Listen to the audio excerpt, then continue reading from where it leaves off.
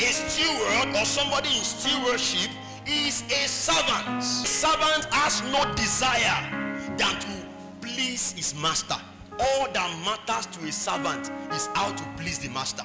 All that matters to a servant is how to make the master happy. For a servant, the master is priority, such that the master's priority is his own priority. Is God's priority your priority?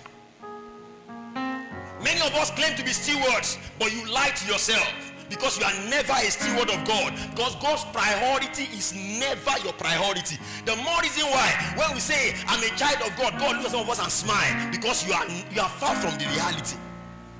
When it comes to a servant of God or a steward of God or a child of God, God is your priority. God's priority is your priority. Let me ask you this morning, do you even know what is God's priority?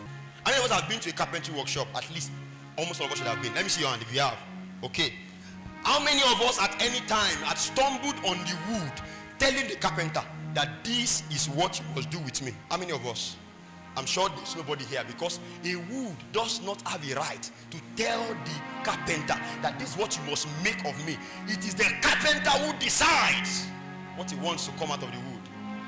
But many of us claim to be Christians, but we are the one telling God what you want from your life. A servant is not without a purpose. What is that specific thing that God has called you into?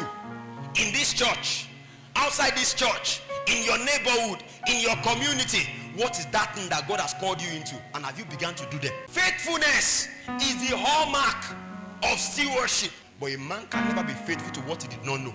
But when the purpose of a thing is not known, he said abuse is inevitable. When you don't know why you are existing, when you don't know who is priority in the alignment of the button of your life, when you don't know who is number one in the authority of your life, there is no need to fight with you in faithfulness. Why? Because a man who does not know authority will not know faithfulness. A steward or somebody in stewardship seeks only God's approval. If you are a Sunday Christian, don't expect everyday God. If you are a Sunday believer, don't expect all the days of the week Jesus.